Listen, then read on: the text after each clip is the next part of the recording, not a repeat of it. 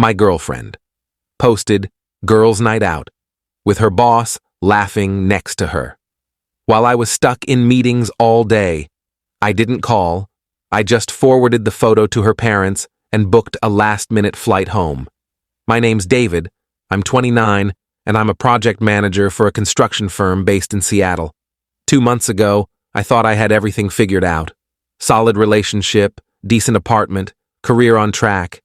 Today, I'm writing this from my new studio in Capitol Hill, single, and honestly processing what the hell just happened to my life.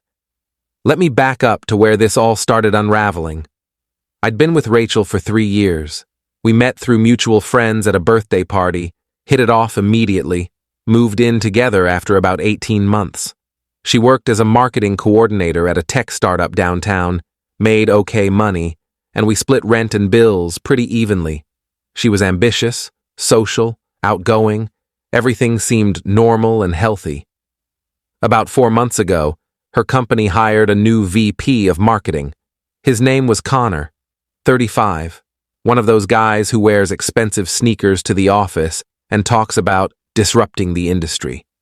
Rachel mentioned him casually at first, just normal work stuff. Connor approved my campaign proposal. Connor wants us to rebrand the social media strategy. Standard office talk. Then it started shifting. She began staying late at work more often, which I understood. Startups are demanding, and she wanted to impress the new boss. But the late nights turned into happy hours with the team. The happy hours turned into dinners, and the dinners started happening multiple times a week. I'm not a jealous person by nature. I trusted Rachel, and I didn't want to be that boyfriend who questioned every work event. But something about the way she talked about Connor started bothering me. It wasn't what she said, it was how she said it. There was this energy in her voice, this excitement that I hadn't heard in a while when she talked about us. 2 months ago, I had to fly to Portland for a week-long project site inspection. Big commercial development, impossible to get out of. Terrible timing because Rachel and I had been planning a weekend trip to the San Juans. She was disappointed, but understanding. We texted every day while I was gone, FaceTimed a few nights. Everything seemed fine.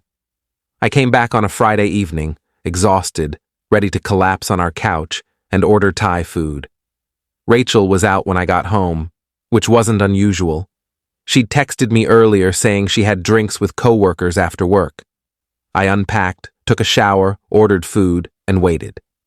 She came home around 11 p.m., which was later than usual, but again, not completely weird.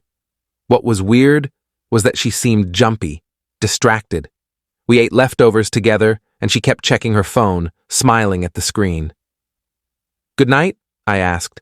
"Yeah, just the usual Friday drinks thing, team bonding." "Connor there?" She looked up sharply.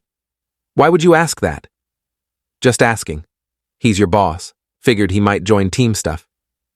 "He did, yeah, for like an hour. Then he left." Something about her tone was off, defensive. But I was tired and I didn't want to start a fight, so I dropped it. The next few weeks were tense in ways I couldn't quite articulate. Rachel was on her phone constantly. She started going to the gym more, which was great, but she also started dressing differently for work. More effort, more makeup, new clothes. When I mentioned it, she said she wanted to look more professional now that she was working directly with senior leadership. Fair enough. Then came the work trip that changed everything. I had to fly to San Francisco for a 3-day conference, Monday through Wednesday, back Thursday morning. It was mandatory, all the project managers had to go, and I'd known about it for 2 months. Rachel seemed weirdly excited when I left Monday morning. She kissed me goodbye, told me to have a good trip, and that was it.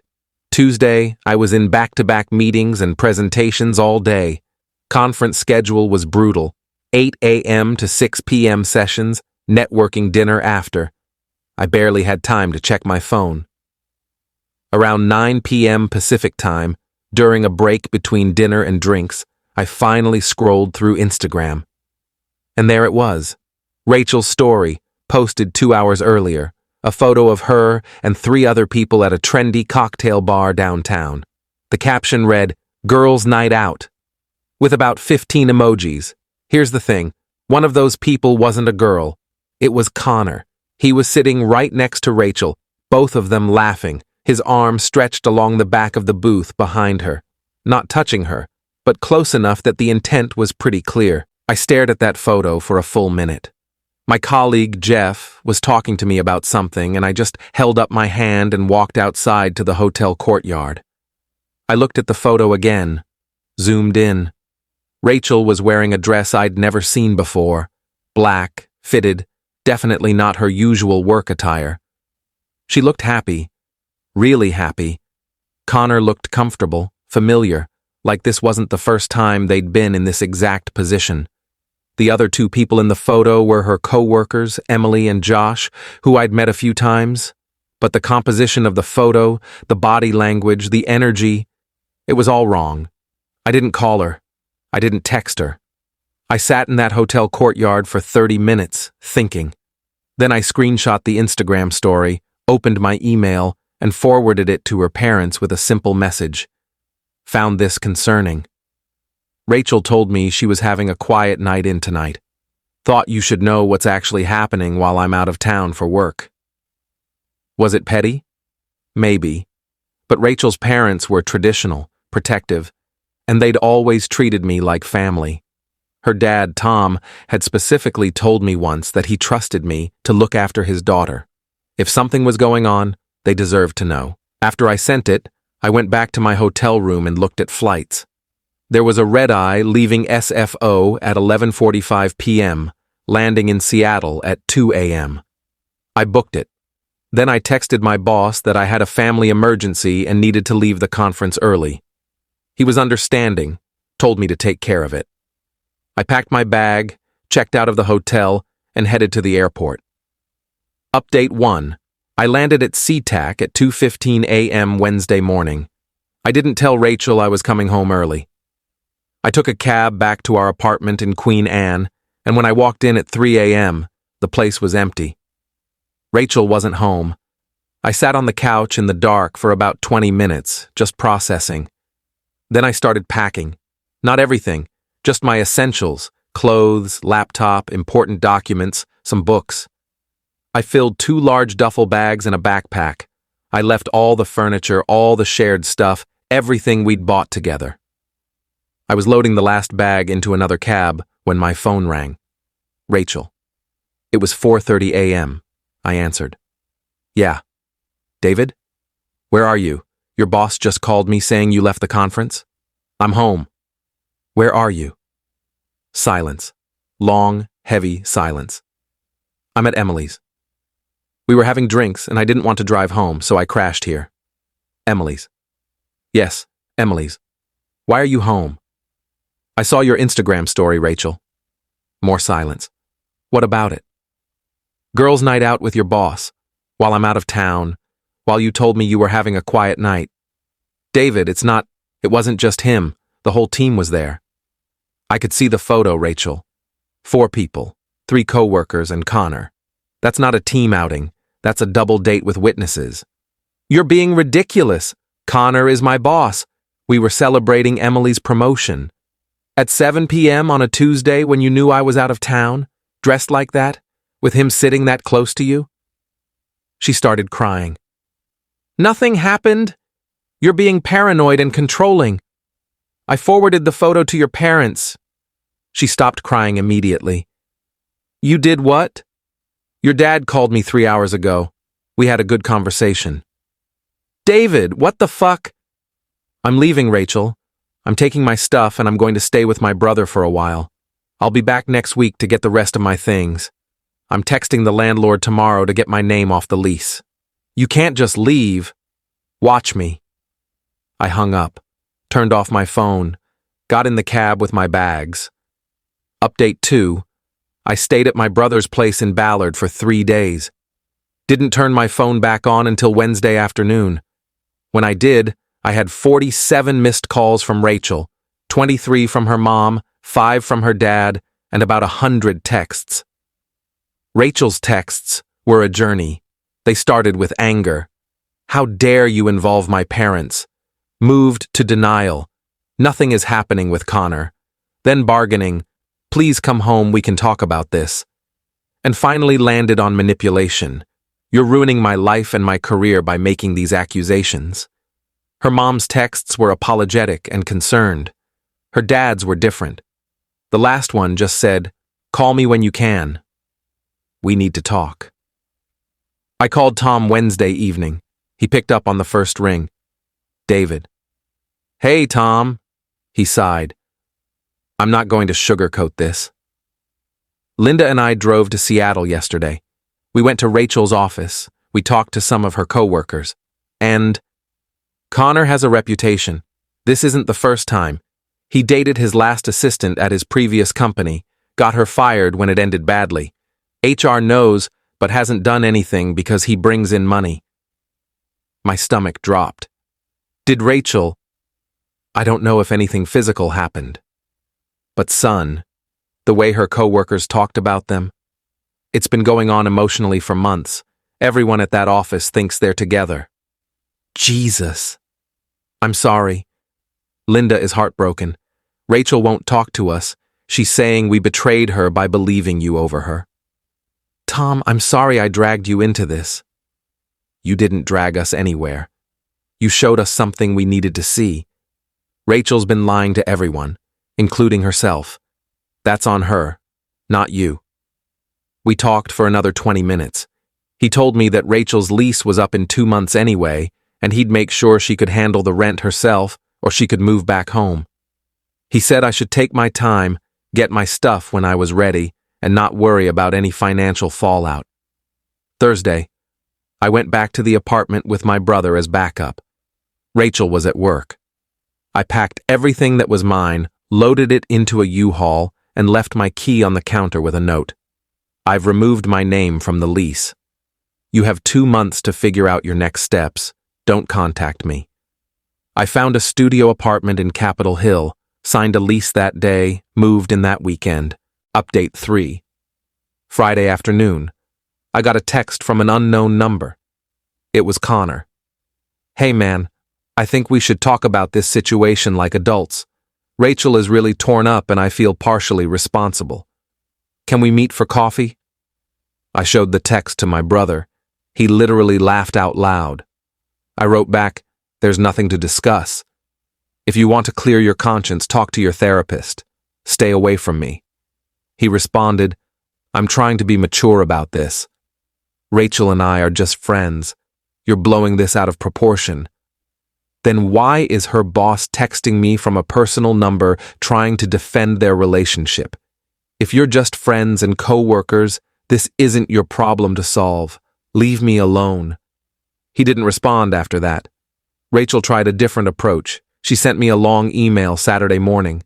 It was 6 paragraphs of justification, gaslighting, and revisionist history. The main points were, nothing physical ever happened with Connor, which I didn't believe. I had been emotionally distant for months, news to me. She felt trapped in our relationship. She'd never mentioned this once. And by involving her parents, I'd embarrassed her professionally and personally. The email ended with, I thought you were different. I thought you'd fight for us. Instead, you ran away at the first sign of trouble. I guess I was wrong about you. I read that email 3 times. Then I deleted it and blocked her email address. Update 4. 2 weeks after I moved out, I heard through mutual friends that Rachel and Connor were officially together. They posted a photo on Instagram. Nothing explicit, just them at a Mariners game, but the caption was something like, sometimes the best things happen when you least expect them. The comments were brutal. People who knew me, who knew we'd just broken up, were calling her out. Her cousin commented, that was fast. One of her college friends wrote, girl, the ink isn't even dry yet. Yikes. She deleted the post within an hour. I also heard that she'd gotten into a huge fight with her parents. Her mom called my brother's girlfriend, they're friendly, and said Rachel had screamed at them that her relationship was none of their business, and they'd ruined things with me for no reason. Tom apparently said if she wanted to make adult decisions, she could handle adult consequences, including paying her own rent without their help. Rachel had been receiving $800 a month from her parents for expenses. They cut her off. Suddenly, she couldn't afford the apartment by herself. She moved in with Connor within 3 weeks of us breaking up. Final update. It's been 2 months now since everything imploded. I'm settled into my studio, which is small but feels like mine in a way the old apartment never did. I've been going to the gym regularly, reconnected with some friends I'd neglected, even went on a couple dates through apps. Nothing serious, just getting back out there. Rachel's situation is apparently a mess. I heard from Emily, actually, who reached out to apologize. She said she'd felt pressured to cover for Rachel and Connor, and she felt terrible about it. She told me that Connor is already showing his true colors, controlling, jealous, critical of Rachel's work now that they're dating. The office environment is toxic because everyone knows about them and HR is finally investigating. Rachel tried to reach out to me 2 weeks ago from a new number. The text said, "I made a mistake. Can we please talk?" I didn't respond. Her dad texted me last week. Just wanted to check in. Hope you're doing well. Linda and I think about you often. You're a good man, David. Don't let this make you cynical. I told him I appreciated it, and I meant it. I'm not going to pretend this hasn't affected me. 3 years is a long time, and finding out someone you loved was capable of that level of deception hurts in ways I'm still processing. But I'm also not going to pretend I'm devastated. Mostly, I'm angry. At her for lying. At myself for ignoring the signs. At Connor for being a predatory creep with power. But here's what I learned. Trust your gut. When something feels off, it usually is. Don't ignore red flags because you're comfortable or because confrontation is hard. And when someone shows you who they really are, believe them the first time. That Instagram story, as stupid and small as it seemed, told me everything I needed to know. She was willing to lie to my face about where she was, who she was with, and what she was doing. She was willing to parade that lie publicly while I was out of town working. That's not a mistake. That's character. I don't know what'll happen with Rachel and Connor. I don't particularly care. I hope she figures her life out, finds whatever she's looking for, and maybe learns something from this. But that's not my responsibility anymore. I'm focusing on me, my career, my friends, my life. And honestly, for the first time in months, I can breathe. Edit 1. A few people have asked why I involved her parents. Fair question. Rachel came from a close family and had always valued their opinion. Her dad and I had a good relationship. He'd told me multiple times he saw me as part of the family. When I saw that photo, my first instinct wasn't revenge. It was confusion and hurt. I genuinely thought maybe her parents could talk sense into her, or at least help me understand what was happening. In hindsight, it accelerated everything, but I don't regret it. Edit 2. Connor is apparently no longer employed at Rachel's company as of last week. The HR investigation found multiple policy violations. Rachel still works there, but is reportedly looking for new jobs. I only know this because Emily keeps me loosely updated. I haven't asked for information, but she seems to feel guilty and wants me to know how things played out.